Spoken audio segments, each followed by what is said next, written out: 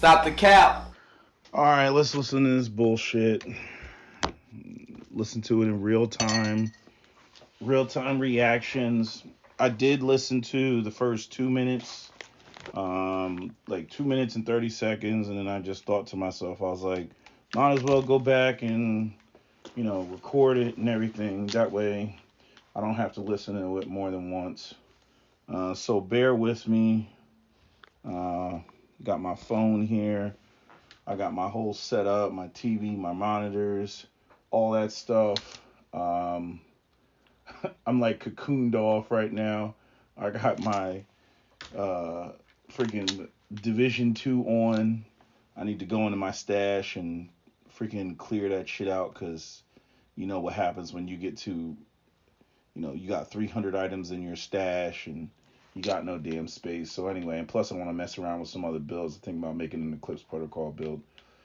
But anyway, the only thing is I don't have the Vile Mask. I'm trying to get the Vile Mask. I had a new agent, new character I made, but I don't have the Vile Mask. But anyway, when I get the Vile Mask, I'll freaking hook that up. But anyway, let's continue. So I'm trying to do two things at once because I know I'm just going to hear a bunch of bullshit because I heard a bunch of bullshit already in the 2 minutes and 30 seconds that I listened to it. So let us go.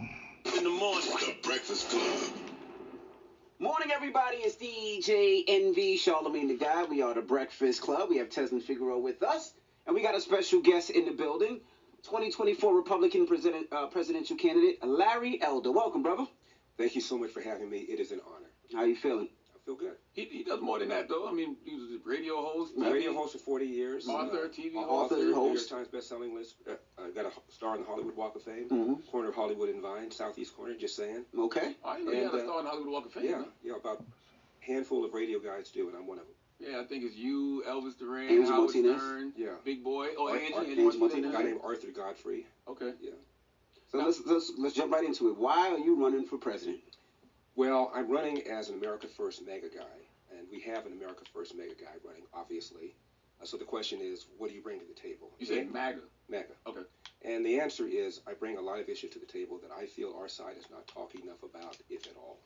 For example, the number one social problem in America, by far, is the epidemic not of COVID, but of fatherlessness. 70% of black kids today enter the world without a father in the home married to the mother, up from 25% back in 1965. Now 25% of white kids enter the world today without a father in the home married to them.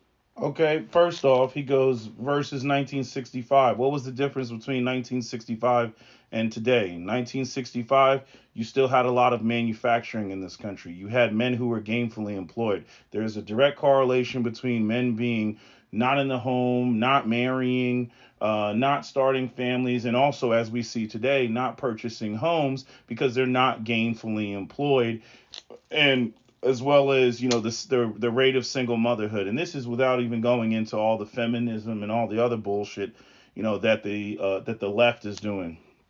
Anyway, continuing, like I said, I already know it's going to be a bunch of bullshit because he's going to bring up fatherlessness a bunch of times, like there's some pathological bullshit going on with black men without talking about the gainful employment. And again, I could take race out of it and we can talk about white men and the marriage rates declining and everything. If you do not have men who are gainfully employed, you're not going to have young men who are going to get married. They can't even establish the foundation. Average home price in America is, a freaking, what is it, $430,000. The average income in America is somewhere around $56,000. It's less for black people. Come on, man. Your math ain't mathing. And the stats are clear. Even Barack Obama once cited them. If you're raised without a dad, you're 5 times more likely to be poor and commit crime, 9 times more likely to drop out of school, and 20 times. No shit, Sherlock. What's happened? Because you're growing up in poverty. With, I think, the best of intentions, a Democrat named Lyndon Johnson launched what he called the War on Poverty. And since then, we have incentivized women to marry the government and incentivized men to abandon their financial and moral responsibility. Here we go. So yes, we incentivized women to basically be dependent on the state, but there was no incentive for men. Again, women initiate 80% of divorces. Money and resources are going to the women. They're not going to the men. So there's no incentive. You know, all you end up being is a man that's freaking being emasculated. If you even try to stick around, you have no authority because you got no resources. You can't tell her what to do. So what are you just supposed to just be there and exist? Even if you were present and you exist without resources, you are ineffective in your manhood. You are ineffective in your fatherhood. You are ineffective in your leadership. So again, he keeps spewing this same old, this canned talking points without giving it proper context. This is why I can't stand sitting around listening to this garbage. You know, we've been on this since I've been online, and we've been on this since even before that. You know what I mean? Like these guys aren't saying anything new. And it's not, and when I say these guys, I'm talking about whether it's the conservatives, people like Larry Elders, they come every 20 years because I guess it's a new generation. They think they can keep coming with the same canned responses. Okay, bottom line, you don't have enough gainfully employed men, not just in the black community, in the white community as well. And that's why you see the decline in marriage and why you see the explosion of single motherhood and all that. And if you want to say, oh, it's because the liberals did this and liberals did that, yeah, of course they contributed that. But the same thing on the people on the right. Because, again, you got all the conservatives running around talking about we need Jesus in the home, we need Bibles, and we need this and God that. And then as soon as I get into talking about unions and people being, gainfully employed, young men being gainfully employed, they don't want to pay anybody more than $15 an hour. So whether you're talking about the left or whether you're talking about the right, nobody wants to pay. Nobody wants to pay anybody, but yet they want the same outcome that people had in 1965 when most of those men were unionized workers working for the UAW or working for U.S. Steel or working for whatever other, the Teamsters and all that other stuff. I mean, these folks kill me. That they want the same outcome as the past, when in the past men overall were more gainfully employed and had money and resources and disposable incomes to do things and support families and purchase homes and all. Like, oh my God, they kill me with this crap. When I say this to people, the pushback I get is, well, there are lots of things that are going on: systemic racism, poverty. Here's the problem: if you look at a young black male aged 10 to 43. That's young to me because I'm 71 years old. A young black man in that demo is 13 times look good for 71 than a young white man, same demo. Young black man, real young, 19 and under. The number one cause of preventable death is homicide, almost always at the hands of another young black male. Of course, because you kill people that you live around. This country is grossly segregated due to redlining and block busting and eminent domain and urban renewal. Most white people live around white people and most black people live around black people. So it's not a surprise when you have black people killing other black people, white people killing other white people, as the, the relative, majorities of the situation. People kill people where they live and the people that they're around and the people that they interact with and the people that they have beefs with and all that other stuff, in conjunction with the fact that the black community has been marginalized and, again, the poverty. Right. So the poverty leads to the crime, leads to getting out the mud, doing illegal activity. Right. There's no police enforcers in that type of situation. If somebody steals your drug money, it's not like you can call the police and be like, hey, officer, can you get my drug money back? No, now you got to go out there and you got to kill somebody to make a point to all your ops and everybody else. I'm not the one to be fucked with. Yada, yada, yada. That's why that shit is the way that it is.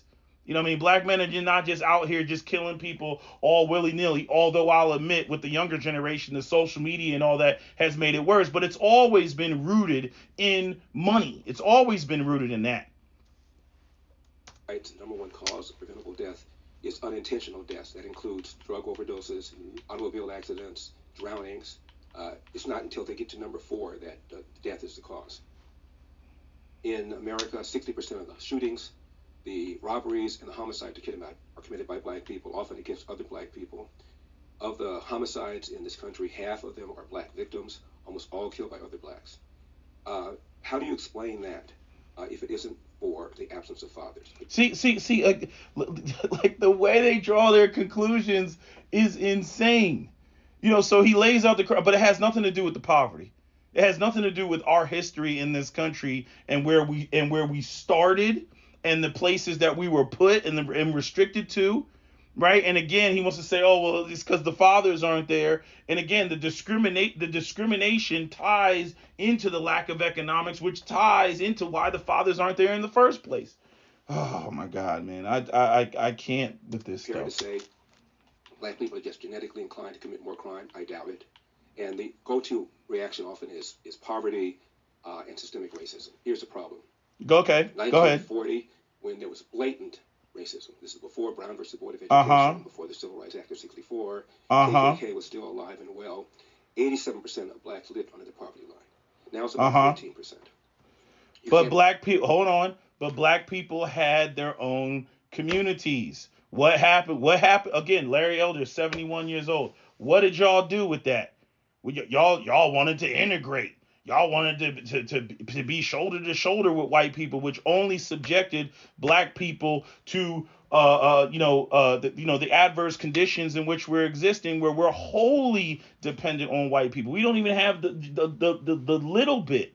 That we could say, okay, black people always been poor, black people ain't never had shit, yada yada yada. But at least what we did have, it was ours, and we were in control of it. Now we're not in control of it. Now you want to go and you want to get a loan to do anything. You got to go to, the Morgan Chase and all that, and they're giving black people higher interest rates, or they don't want to give you the loans and everything. So like, if I go back to 1940 or whatever year that he just said, you know what I mean? I'm going to see probably more black banks back then.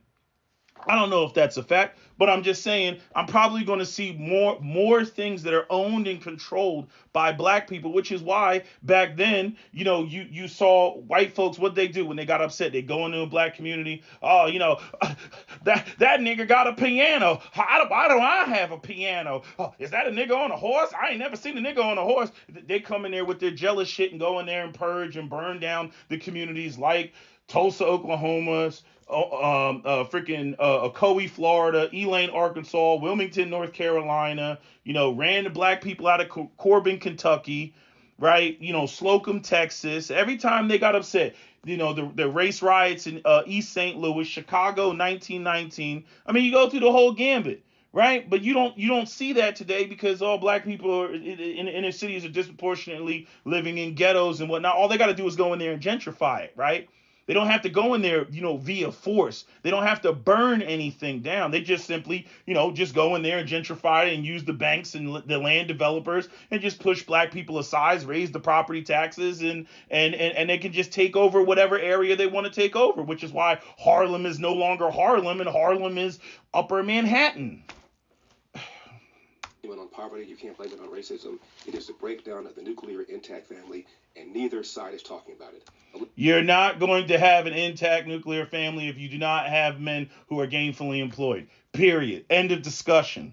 Doesn't talk about it because they caused it with the welfare of the state, and our side does not talk about it because if you're white, you'll be accused of dissing single moms who are heroically raising these kids, or you'll be accused of being a racist, or if you're black, you'll be accused, as I was by the LA Times, of being the black face of white supremacy. Yet because you're criticizing it with no solution. You can criticize the single moms, and it's going to look like, oh, you're bashing single moms, but it's not like y'all are coming in with solutions. Oh, what we really need to do is we need to create jobs for young black men and make sure that they're gainfully employed. That way we can reduce, the single mom rate, and therefore these young black men will then what? Be educated? Will then what? Compete with their sons in the economic marketplace? Go out here, and now they got to deal with that. Now they got to deal with, instead of it being, Kaminsky's and Sons, that you got Johnson and Johnson, or Jamal and Jacobs right across the street. They don't want that. They don't actually want to fix that. No, they want to be able to complain about it and victim blame and say, oh, you're the reason why you have all these problems. I'm only 3 minutes and 36 seconds in, and I'm already made 14 minutes worth of video. I might end this early because I do not want this video to go 2-3 hours of me going through every fucking point, because right now these are the same tired talking points that I've addressed numerous times. It's the same tired propaganda, without giving things full context. It's the same. I'm only 3 minutes and 36 seconds in, and it's already starting off as bullshit. Nobody's talking about that. I am. What are the reasons, if your statistics are right, what are the reasons that you think fathers aren't in the home? As I said, it's because in the mid-'60s, Lyndon Johnson launched what he called the War on Poverty. And Charlemagne, literally, they sent social workers door to door in the inner city. I remember this, advising women of the availability of welfare provided there was no man in the house. It created an... Yeah, okay, fuck it, let's go with that. But that was in conjunction with the deindustrialization of America. It was, of course, you can lure women over there if their men are not gainfully employed. If you start saying, "Hey, we're going to take these jobs and take them to China or take them to Mexico," which pretty much happened all throughout the damn 70s, and then by the 80s, here comes Reagan busting up the unions. And now the unions are gone. Remember when he ordered the air traffic controllers to get back to work? When they tried to go on strike. Right? These are the people that have skills, that make sure, that do all the math and make sure that the planes aren't slamming into each other. He ordered them to go back to work. Otherwise, he would throw them in federal prison. Come on, man. Economic incentive for women to marry the government. Same thing with whites. In 1965, 8% of whites entered the world without a father in the home married to the mother. Now it's about 25%, also up threefold. Look at census data. See, he blames that, but let's also talk about, Gloria Steinem and the feminism and the banks and the corporations, looking at it from the standpoint of, we have two incomes now and we can, charge more, we can tax more. The government wants to tax. I mean, the whole thing. And again, where do you see, conservatives basically saying, we need to, dismantle some of that, and again, I'm not even like, women having their freedoms, that's fine. But my only issue with the women is they want to have their cake and eat it too. You know what I mean? I want to make all the money. I want to be a boss bitch, but I want him to make more money than me. And then I want to be able to spend his money because his money is my money, but my money is my money. And that's where the, all the voices, myself included, the Andrew Tates, the Rich Coopers and the Tribe of Men and all these individuals that are speaking out against feminism and the MGTOW and all that. That's where all that's coming into play. But again, these are canned conservative talking points that they just scratch the surface. They don't dive deep into anything. 1910, 1920, 1930, in places like Milwaukee, Chicago, Philadelphia, a young black kid was slightly more likely to be brought into a world with a father in the home married to the mother than a young white kid. We have incentivized this kind of bad behavior, and it's had a disproportionately bad effect on the black community. Let me ask you a question. What do white people do wrong, Larry Elder? What do you mean, what do white people do? I'm not worried about white people. I'm worried about what's going on with us. But if there's Nah, nigga, you got all the smoke in the world for black people, but you got no smoke for white people, and that's the fucking side that you're on. You know what I mean? Like, hold on, I got shit popping up on my screen. Again, like I've always said, when it comes to these, white boomers, I'm like, I don't even know where they're maintaining white supremacy when your own grandkids can't afford, to buy homes and buy property and buy housing and start a family and whatnot. And over the decades, the age for getting married has been pushed back further and further and further and further. You go back to the 1950s, I don't know what the average age was, but I imagine it was probably somewhere around 20, 22, 23 that people were getting married. Now it's 29 and 31 for, women and men. You know what I mean? And it's like women got that biological clock going on. That's why we see all the women, freaking out and all these conversations about the wall. Nobody was having conversations about the wall, back in the 50s and the 60s, because women wouldn't wait that long to go off and get married. They weren't like, oh, I'm a strong, independent woman and I got my career and I'm doing all this and I'm a boss babe. That shit was not going on. So now we got that going on, and now we have all these damn problems and all this social experiment of feminism and everything else. And because, those are now sacred cows, nobody wants to touch on that because it would be seen as misogynistic and you just hate women and you want to oppress women and make them go back to the kitchens and be pregnant and barefoot. Racism in this country, which we know it is. No, I don't say there is. You say there is. I don't believe it. Oh, you don't believe this? No, there used to be, obviously. Tell me what you Wait, there think the used to number be one racism, but there's not example of now? systemic racism is in America. Wait. Hold on. Let me back Just this up. give me the most important one you think. At the top of my, Let me back it In the up. black community. let me ask you a question. What do white people do wrong, Larry Elder?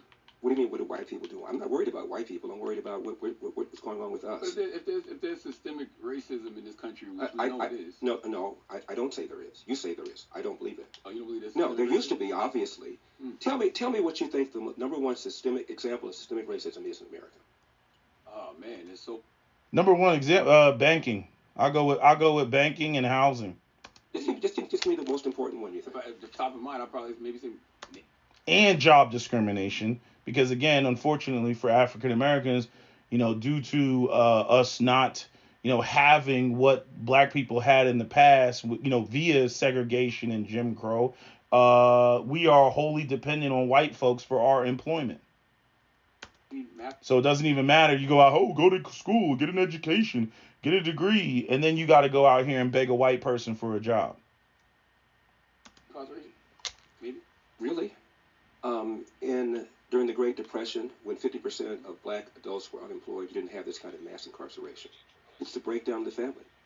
There's a direct. I'm not going to. I agree with the mass family part. incarceration. I'm a black man. What is he talking about? Back then, you had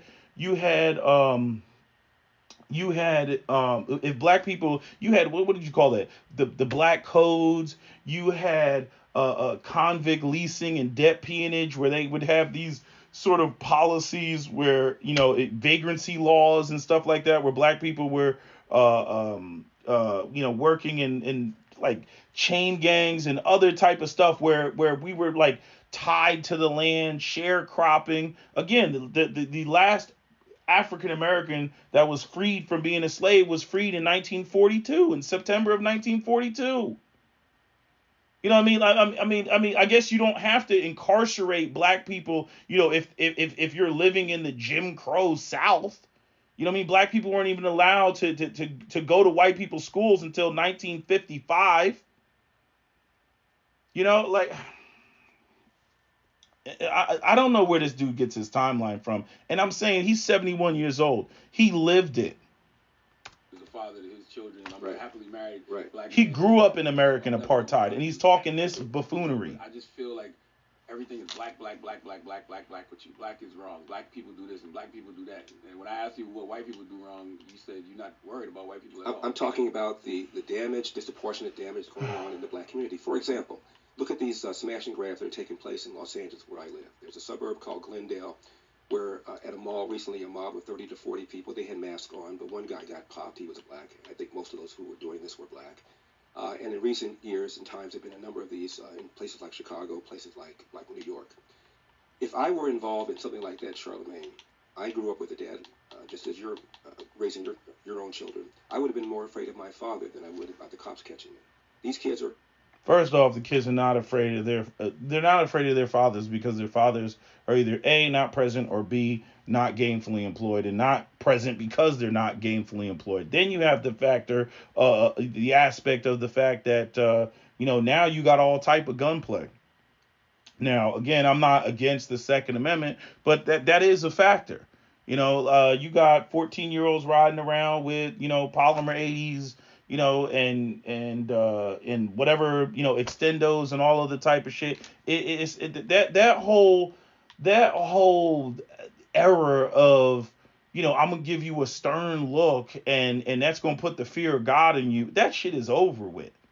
These young boys will smoke your ass and not think twice about it, because at the end of the day, what do they have to lose? Their freedom, right? I mean, they're already existing in poverty. Like this is what happens when you let shit get out of whack. They don't have any hope for the future. They don't have any hope of being, let me act straight because, I want to get that unionized job so that I can buy a home, purchase a vehicle, find a girl, get married, and live happily ever after. If that carrot is no longer there, you don't have anything to stop them from cracking you over the head because your ass is old and you walk with a limp. There's nothing stopping them from doing that. I don't like this whole why isn't it like the past, and yet all these boomers have done so much to change the environment and break the environment. It's just, it blows my mind at how they think that it should be the same as it was in the past, and these structures of respect and everything else like that, but yet they have nothing to offer their children and their grandchildren and their great grandchildren. Oh my God, I can't stand these people. Neither. They don't have a father in the home. Cops are demoralized. They're pulling back. Their manpower is short. See, like he brings up cops out of nowhere. Cops are demoralized. What is that? We're talking about black people, and you just kind of slip that in there. See what I'm saying? Like, these are the talking points. These are the conservative talking points. This is the catnip for white people. Okay, because I can already see white people in the comments section. You know what I mean? They get all giddy and shit. You know, these are the dog whistles. And as a result, you tell a bad guy you're less likely to be caught, convicted, incarcerated, crime goes up. They may be criminals, but they're not stupid. Mm-hmm. When you say, what do white people do? I mean, this is a country that has struggled mightily to get over its historic racism. There was a civil war. There was a big civil rights movement. This is the only majority white country that's ever elected a black president, let alone re-elected a black president.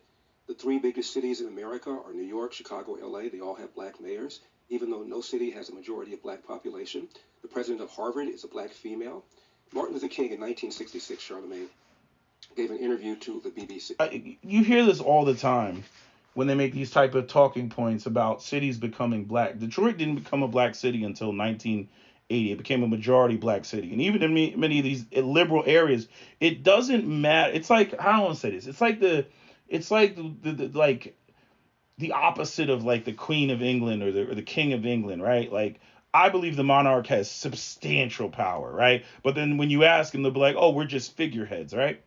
And with black people, it's the opposite, where black people literally are figureheads, but they have no power. Anytime you see black people, up there, again, they don't run the banks, they don't run the businesses, and the businesses and the banks are the ones that basically fund any of these politicians who run for office. It doesn't come from, the grassroots. If it did, then we would have a whole bunch of, what do you call those? Alternative parties, third parties, grassroots parties. We would have a whole bunch of those, but we don't have those. Okay, so big banks, big corporations are what fund these people. And as it pertains to black people, a lot of black people do fall for the okie doke where they think that when they see a black face up there, that means that they're in a position of power. And that's just simply not true, because black people don't control the economic landscape. They don't have any businesses in their communities. These are not like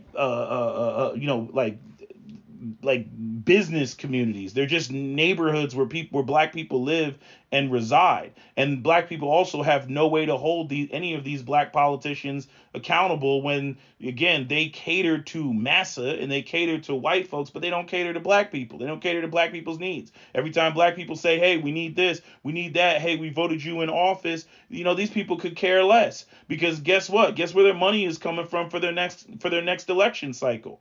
Right. And then they go up to black people and tell black people, oh, we're going to give you a bunch of empty promises. And that's what they do. As it pertains to the white liberal, the white liberal is not threatened by a black person that's being, in a position of office or whatever, that doesn't have any real power. They're not threatened by that, so they can make themselves, they can throw up the illusion of inclusion. But at the end of the day, it doesn't change any of the power dynamics. Right, because all they have to do, if a black person that's a politician does something they don't like, all they got to do is pull their resources and pull their funds. You know what I mean? I mean, this is just a bunch of intellectually dishonest drivel, and I don't even know if I should continue to waste my time listening to the rest of it. Maybe I'll break this up into several parts. I don't know yet, but I'm already at, what is this? 29. I'm 30 minutes in. Jesus Christ, and I'm only fucking 6 minutes and 43 seconds into this video. This is 2 years after the Civil Rights Act of '64 got passed. And he said, I'm amazed at how many positive changes there have been in America in the last 2 years. Why, if things keep going like this, we could have a black president in about 40 years' time. Do the math. Right on cue, Barack Obama elected 2008. He didn't say there'll be a black female president of Harvard, and there has been. He didn't say there are going to be black CEOs of Fortune 500 companies, and there have been several.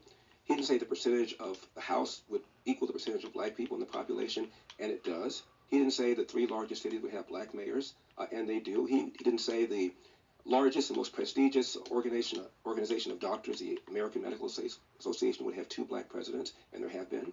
He didn't say the most prestigious organization of lawyers, the American Bar Association, would have 2 black presidents, and they have. He said president, meaning at that point, I can feel that I've reached the mountaintop, which is the speech he gave right before he got assassinated the day before. And now we act as if Barack Obama never even got elected. And we're still talking about systemic racism. It's not fair. It's wrong. And you're discouraging black people from working hard. 1990. Okay. Mr. Elder, quick question. Let's just remove the word racism, since that seems to be a word that triggers, a conversation down the water hole. Let's just focus on the word system. Okay. You mentioned that the system was the one that discouraged. And again, we have no problem with agreeing that the family, the black family, should certainly have some room for some improvement. But let's just focus on system. Room for you said improvement? System. Well, we're not going to go down that water. We're not going to go down that water hole. Let's get to the question. So the question is, you said that the system encouraged black women to be single mothers, correct? I said the welfare state, yes. The welfare, the system. So who's Okay. in charge of the system? Who was in charge of the system? Well, it was Democrats that passed it.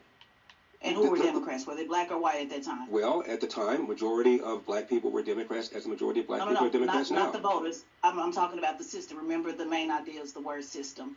Who was in charge of the system at the time? The Democrats at the time. The system. I'm just going to Charlamagne's point about white or black. Was it white Democrats in charge of the system or black Democrats in charge of the system? Well, if you're prepared to say that Lyndon Johnson did this viciously with an intent to destroy the black family, I disagree. He did it with the best of intentions. And if you look at the New York Times, which is left wing, the Washington Post, which is left wing, they cheered all of this. Right, and what I'm asking was, it white people, so I'm going to ask again in case my mic's not coming through clearly. Was it white people in charge of the system or black people in charge of that system that helped break down the black family? It's a simple yes, just a simple question, white or black? Well, you didn't have to go on welfare unless you voluntarily chose to go on welfare. The inducement was put there by Democrats, by the left. Correct? Okay. White Democrats. Well, most correct. black. See, this is what conservatives try to do all the time. Anytime you try to point out it's the system of white supremacy, they want to delineate or segregate the system of white supremacy and be like, oh well, those were Democrats, those were, as though Republicans have anything for black people. Again, I'm not going into all that shit about the parties didn't. Yes, the parties switched. White Southerners, which were the racist Dixiecrats who were Democrats, did not relocate. They did not move. The same attitudes that white Southerners have about black people today is the same attitudes that white Southerners had about black people in the past. And if you ask a white Southerner today, what was their great granddaddy when it came to how their great granddaddy voted? Their great granddaddy was a Democrat. Okay, but they want to play this. They want to play these stupid games like Abraham Lincoln and the Republicans are the party of Abraham Lincoln and the Democrats, that's the party of Bull Connor. So they want to play that game and make these, again, all this is just dog whistles to the to the white folks out here. And what she's pointing out is it's the system of white supremacy. Again, the Republicans, Democrats, doesn't matter. It's the right arm and the left arm of the system of white supremacy. That's what it is. Either side doesn't have anything, black people are not at the top of the priority list. Okay, liberals are just a little bit slicker than that. They go up and black people are beginning to wake up, but a lot of black people are still in the sunken place, where, the Democrats goes up there and they go, oh, they's racist. Oh, they're blatantly racist. We're only subtly racist. So you should choose us over the Republicans because the Republicans, they'll call you a nigga to your face. Us, on the other hand, we say it behind your back and under our breath. Yeah. You know what I'm saying? Like, at the end of the day, it's still the system of white supremacy. Black people were Democrats and they voted for these white people. Not too. Voters. I said who's in charge of the system. Well, who puts them in charge? Was Lyndon Johnson white or black? Who puts them in charge? Maybe that'll help. Fine. Lyndon Johnson was white. Thank you. Okay. But if your argument is that the reason he did it is because of racism, then I disagree. He did it because of. That's not my argument. I just asked you a simple question: was he white or black? He did do it. Hold on.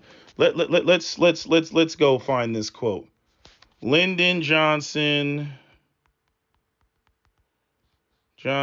quote. Where's it? Where's this quote? Where's this quote?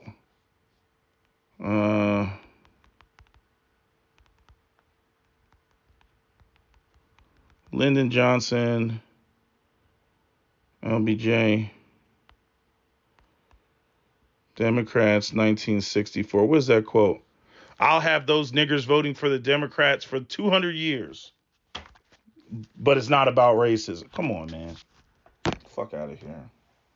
You know, that's when the parties really shifted.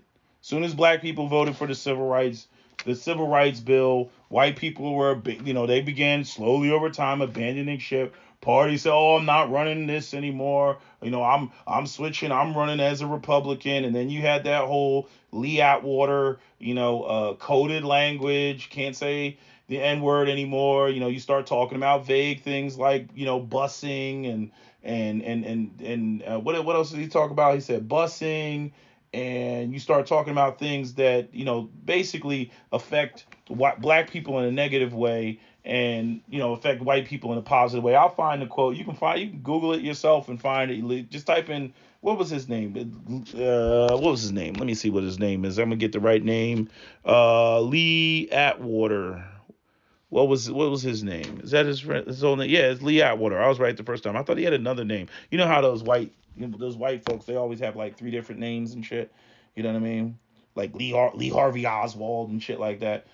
But and I thought he had more than one name. But yeah, Lee Atwater. Mr. Elder, you said you talked about the smashing abs, right? And I find that interesting because when you see the mass shootings that happen, majority of those people are white males. What do you think about that? Actually, if you look at the percentage of whites in America, which is 60%, the percentage of mass shooters is under that. The percentage of people that commit hate crime is under that. The percentage of people who are serial killers is under that. Black people are 13% of the population. We commit a greater percentage compared to that. But no, you specifically talked about the smash and grabs, though. So I was saying, since you're using that as an example, I'm saying, well, what about the mass shooters? Like even what he did right there, we don't know what he's talking about.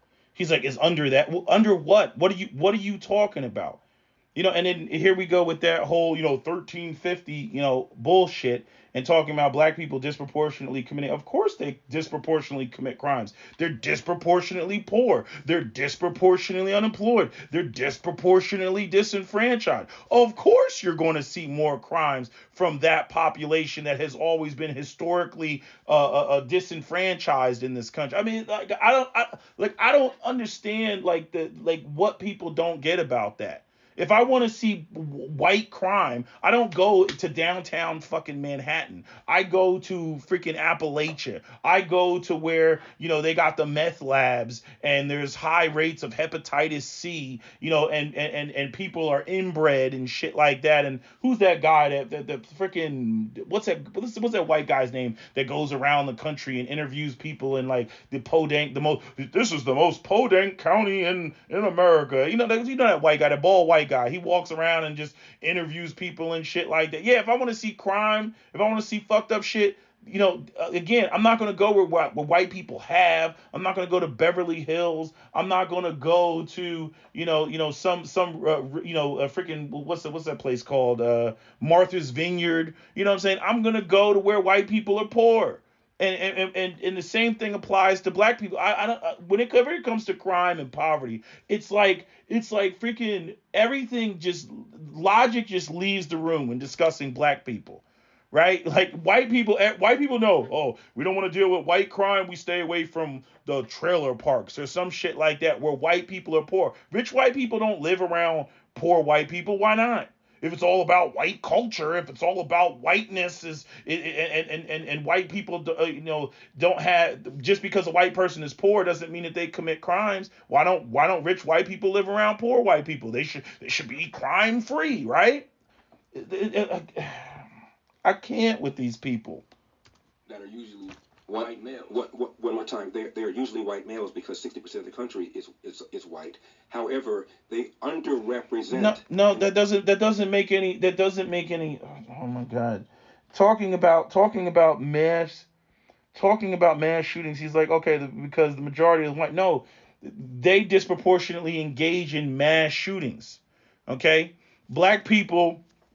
There's very few cases that you can find of black people walking into a school and shooting up a school, full of children. You're not going to find that with black people. I'm not saying that it never happens. I'm saying it rarely happens with black people. And then you get the Fox News that wants to conflate, gang violence and inner city violence and say, oh, well, there was a mass shooting, every night in Chicago over the weekend. No, that's not a mass shooting. That's personal beefs. You owe me money, you fucked my girl, you disrespected me. Those are why people are getting shot. And again, like I said, if you don't want to get shot in Chicago, what do? You just stay out of those areas where people are getting, stay out of the south side of Chicago. Very easy to avoid, right? But when it comes to mass shootings and you're going to the freaking, oh, let me go to the mall and I'm going to Bed Bath and Beyond, and then somebody walks in the food court with a fucking AR, you can't avoid that. If I go to the movie theater and somebody walks in, thinking that they're the goddamn Joker, you can't avoid that. If I go to an amusement park and then somebody goes in, they don't know me, I didn't do shit to them, all of a sudden they walk in and they just want to shoot the fucking place up, that by and large is white people. And he can't even acknowledge that shit. Now, whatever pathology is going on with white people or whatever white people are going through, who knows? I'm not here to get into all that. I have my assumptions, but I'm not here to get into all that. But I'm saying, notice how he's just trying to downplay the shit and then upplay black people, we're commit all inner city violence. Yeah, but what about the mass shootings? I personally, I hate when people try to compare on either side mass shootings to inner city violence. They don't correlate. They have no relationship to one another, other than the fact that they both involve guns. They have no relationship, but yet it's like this pissing match. Like, well, black people do this. Well, white people do this. It's fucking dumb. But anyway. In terms of the number of mass shootings. About 50% or so of the mass shootings in this country are committed by white people, even though white people are 60% of the population. They underrepresent. We overrepresent when it comes to hate crime, when it comes to mass shootings, when it comes to serial killings. Notice that he slipped that in. We overrepresent when it comes to hate crimes, and I don't even know where he gets that. Maybe we do. You know what I mean? But when it comes to the overwhelming majority of hate crimes in America are anti-black hate crimes. Namely coming from white people. They're anti-black hate crimes, but he just got finished saying a couple minutes ago that he doesn't believe that systemic racism exists in America. But yet when it comes to hate crimes, it's, hold on a second. When it comes to hate crimes, again, we are the victims, the number one victims of hate crimes. You don't believe me? Go over there on the FBI website. I don't know if it was the FBI or the CDC. I think it's the FBI website, and type in hate crimes. I think they have the stats up for 2020 and 2019. And you can go and you can look those up, and they're sitting there right there. We're always the top of the charts when it comes to hate crimes. When it comes to robberies, when it comes to virtually every category of violent crime, we overrepresent. So what do white? Yeah, because we're disproportionately poor. Notice how he just dodges over that and then goes, oh, fathers in the home. And I can already tell, again, he just wants to get his talking points out. This is just going to be a constant circular argument. I might end this video prematurely, come back to it. But this is what Larry Elders does. This is what black conservatives do. This is what everybody this is just what is done. This is the playbook. This is the classic same old tired playbook that they do all the time. Talk about black people and black people are doing all these negative things and completely and state it in complete absence of what this country has done to black people. We keep asking you that because Well, it seems to me, rather than deal with what's going on, the pathology that's going on in the inner city, you want me to talk about how bad white people are, No, which I don't think because they created the system. They created the situation. Redlining, blockbusting, eminent domain, urban renewal, COINTELPRO, convict leasing, debt peonage, the purging of multiple black communities, the dumping of drugs into the black community via the CIA, Iran, Contras, and go ask Free Ray Rick Ross and how he was hooked up with the FBI. Ask Michael Rupert about the LAPD dumping drugs in the black community. I mean the 1994 crime bill, all of these things that have negatively affected the black community, and yet just gloss right over it. I don't think it's a particularly productive thing to do. I think there's a cause and effect, but if we can't talk about the cause, which I believe is systemic racism and white supremacy. Thank you. The FBI said. Well, I just told you, if it's systemic racism, please explain to me how it was when America really had systemic racism in 1940. 87% of blacks lived under the poverty line. Again, this is during Jim Crow era. My father is from Athens, Georgia, grew up in Jim Crow. My mom is from Huntsville, Alabama, grew up in Jim Crow. 87% of blacks live below the poverty line. This is before Brown versus Board of Education. You did not find these kind of black on black crime. Probably because we had no. Because we were segregated and we had our own communities, and those communities were destroyed with urban renewal and eminent domain. Again, there's documentaries all over the internet, or all over YouTube based on that, because what that did is destroyed the fabric of the communities. When white folks ran highways through Black Bottom in Detroit and built, I-375, or when they drove highways directly through Central Ave in Tampa, Florida, which was a prominent black business district, and put I-4. Like, again, I cannot stand these people, that want to basically be, what's the word that I'm looking for? They're like historically impotent. And again, this is why we have, as younger black people, this is why we have a very hard time respecting these old niggas.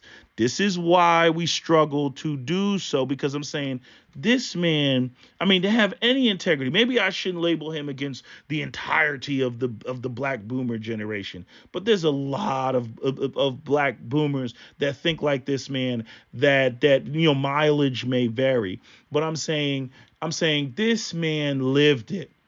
Okay, this man saw it.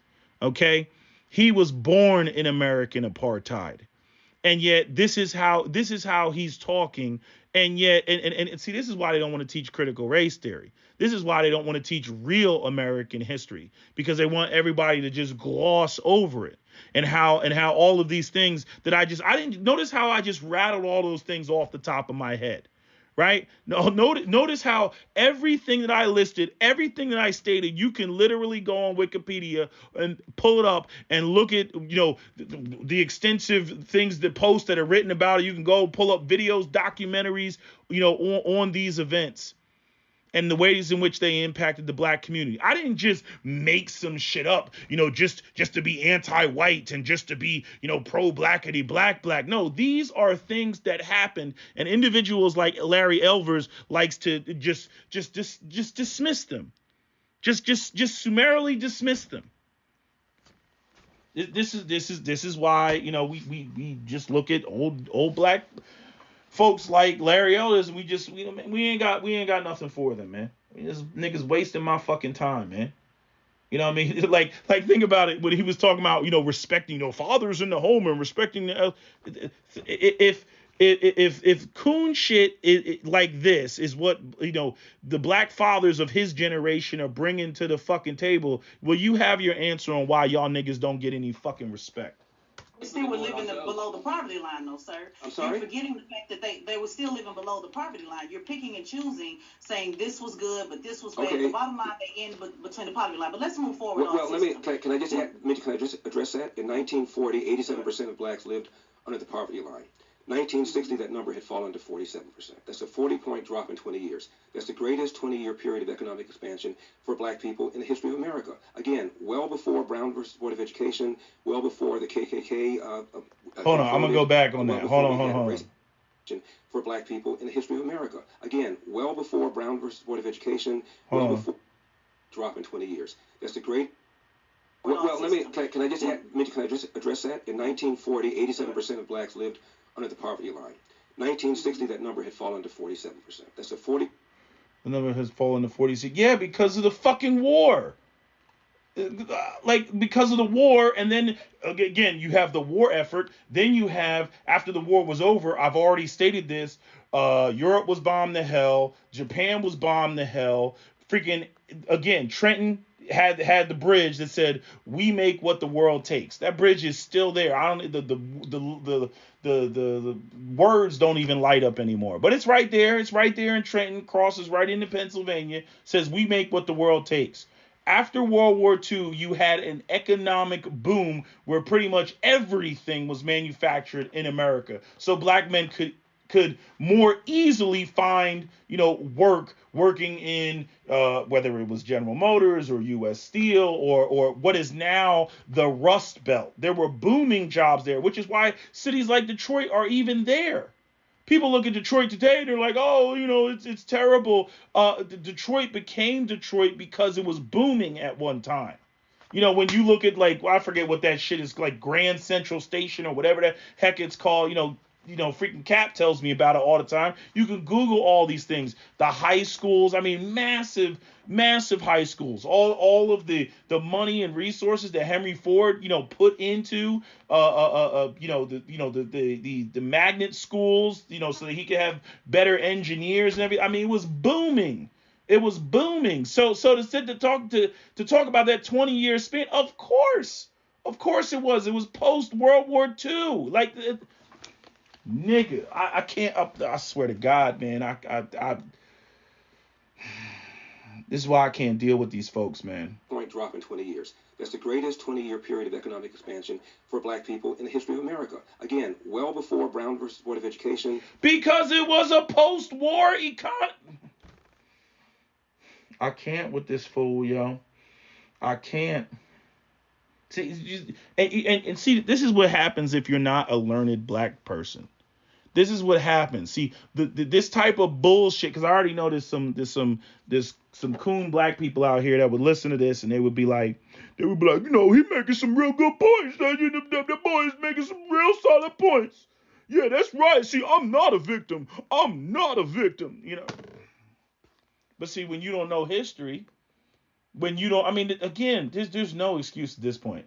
I mean, there's not, before you had to go in the library and you had to read some shit or whatever. There's documentaries literally that people have uploaded, obscure stuff that they just, they go to their local library and rip the file and then post the documentary on YouTube, hoping that pretty much everybody involved in the documentary and producing it are probably dead and nobody cares to, hit them with a copyright infringement or some shit like that. But there's tons of these documentaries online, and you can literally see what was done and how it was done and for what reasons and what purposes, they were, the black community was marginalized the way that it was.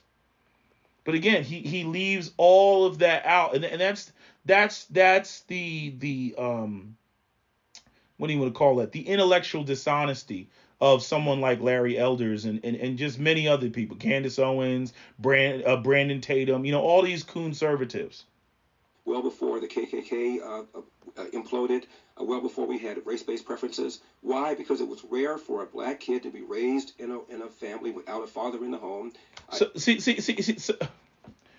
I mean, do you see what he's doing? So he brings up the 20-year span between 1940 and 1960, which was a post-war World War II economy, right? Post World War II.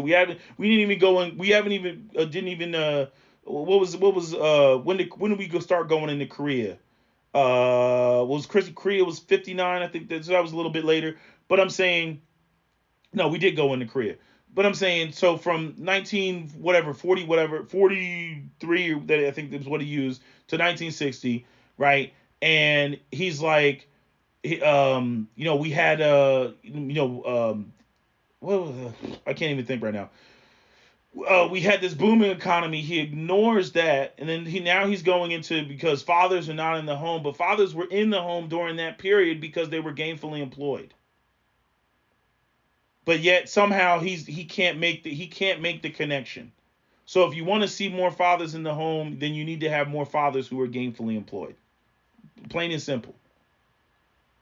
Strong belief in Judeo-Christian values. Oh, now we got to go with the white Jesus. Now we're in the white. See, I can't stand this shit, man. I can't. That's why I'm stopping it every couple seconds, because I can't stand it. Because I already know what they're going to say before he's going to say it. So now it's going to be, no, we had fathers in the home. We're not going to talk about those men being gainfully employed and it being a post-war economy. And then now we're going to bring up it's because of white Jesus and we were in the church and that's why. And yes, there were more black men in the church.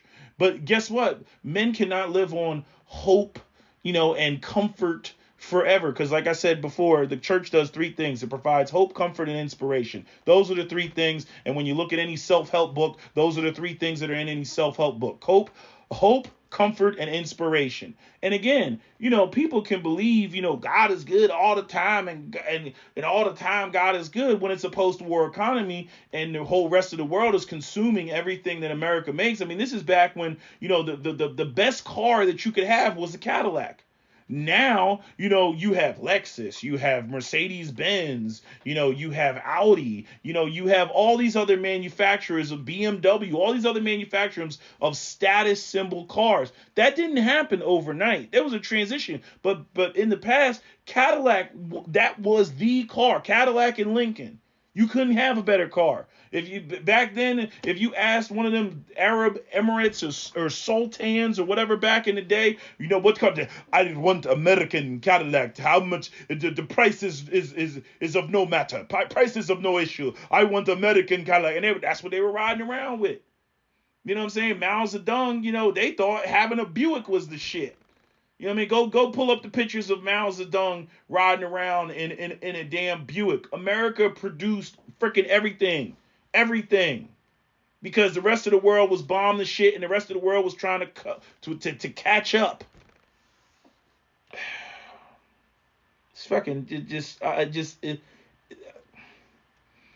I should not be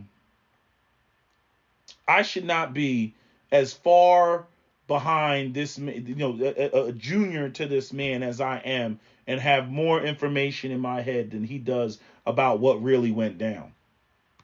Patriotism, even as America wasn't applying these values to black people, obviously, and a belief in entrepreneurship. All those things are now under assault by organizations like Black Lives Matter. Charlemagne, Black Lives Matter had on their I'm done, man. I'm done. I mean, this man just went from the fucking economy and now, just dog whistles all over the place. Like, this is a waste of my time. And I'm only 12 minutes and 42 seconds in. Bringing up black lives, and we're killing entrepreneurship. Black people had better entrepreneurship when we were functioning underneath Jim Crow, because again, it was ours. We had to create our own because we didn't have any other choice. White people wouldn't let us use their shit, so that would be the one benefit of Jim Crow. Right? I mean, hell, when my mother, when my mother was a child, when she went to Macy's or John Wanamaker, if she put on a winter jacket to try it on, they would say that they would tell my grandmother that she would have to buy it because, can't have those nigger cooties on the clothes. Like this is the America that we lived in. I can't with this dude. I mean, it's just like, and then they bring up, because Black Lives, he's looking for ways to interject these conservative talking points that don't even, what's the word that I'm looking for? Like, they're not even they're like non sequiturs, based off of the previous statement that was made. Like, it's like, how did we get over here? Now we're talking about we were just talking about the economy, and now you're talking about Black Lives Matter and killing entrepreneurs. Those two things don't even, when did they cross each other on the street? Like, when did that happen? The founders are self-described Marxists, trained Marxists. Marx wanted to dethrone God, was an atheist, and Marx did not believe in Okay, capitalism, let alone I'm entrepreneurship. done with the magical shit. I'm sorry, guys. I can't finish this shit out. And I'm and you know how I like to end my videos at about an hour. I can't with this shit. I'm sorry. You know, it's a waste of my fucking time. I think I addressed enough. Maybe I'll come back to this. Most likely not. That's all I got to say. That's my video. SWP out. Don't forget to comment, share, like, and subscribe. Hold on, gotta add this because I just heard this part. Chinese Americans were the first ethnic group to be excluded with an Immigration Act in the late 1800s. They've had riots against Chinese in LA, in San Francisco. There were laws that prevented Chinese Americans from participating in the laundry business. I'm in California. California, of course, rounded up Japanese Americans during World War II. There were laws that prevented. And he doesn't believe in reparations, and the Japanese were compensated with reparations for their internment in the concentration camps. But anyway, continuing. Japanese Americans from owning farmland. The average Japanese American household has a higher per capita income than the average white household. The average Chinese American household has a higher per capita income than the average white household. How does that happen? Number one, that happens because it doesn't distinguish between first generation immigrants and Asian Americans that have been here for multiple generations. The other thing is that Asians don't have the historical trauma that African Americans have, because most of the racist policies that were put in place were not put in place against the Chinese, because the Chinese were largely on the West Coast versus what was going on with the Jim Crow South and what was going on the East Coast. Additionally, Chinese, Japanese, Korean, all these other groups of Asian Americans have a steady influx of immigrants that come here that they also still share the language with. They can also go back to their countries and have connections in their home country, and so they have like a multi-continental, multinational connection back to their homeland. That's something that African Americans don't have to. African Americans we don't speak the language. I can't go to Nigeria and speak Igbo. I don't speak Igbo. I don't have any cultural connection, to those people. I mean, this is the whole issue with even where white supremacists get mad when they hear Asian people speaking in their own native tongue, and their white fragility has them feeling some type of way, and they try to, disrupt it, as we've seen with plenty of Karens and I don't know what do they call white Karens? Kevins? I don't know. Up there, complaining that these Asians are being too Asian for them, right? Because they have roots that go back to their home and they still practice, their own culture, have their own neighborhoods, their own communities. And they've basically, been allowed to facilitate a community and an environment that African Americans at every turn, our communities were burnt down to the ground. Not to say that Asian communities didn't have their communities burnt down to the ground, but, them being as small of a minority as they are, them being largely, on the West Coast, and, yes, we have locations on the East Coast, they were able to form, these communities without much disruption. The target has always been African Americans. It has not been Asian Americans to the same degree as African Americans. And you can see this even when it comes to the stats of hate crimes, even at the height of COVID and the so-called attacks on Asian Americans that did rise, but they did not rise to the same level as attacks on African Americans during the whole COVID crisis. You're talking about a group of people that Asian Americans do not have their language, their culture, their belief systems, their religion, their orientations stripped from them in the same manner as African Americans did. So, and not only that, Asian Americans came here by choice. African Americans did not come here by choice. African Americans were brought here by force. So again, this is just constant, intellectual dishonesty and leaving out copious amounts of information to put things in its proper context. And it's highly irritating. It's intellectually dishonest. Hold on a second.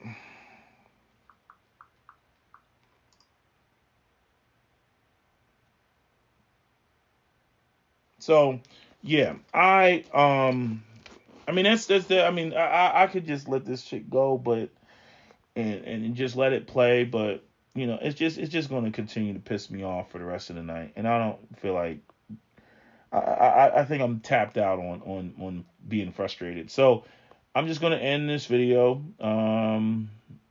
I might come back to it because I know I'm going to try to finish listening to it, but again, these are these same old tired ass talking points that give no actual full context as to what some of the discrepancies are and why African Americans struggle in this nation with the system of white supremacy and the way it was designed and focused and targeted against us, and people just want to gaslight and pretend like we don't know what you're talking about. Anyway, that's all I got for y'all. That's my video, SWP. Don't forget to comment, share, like, and subscribe.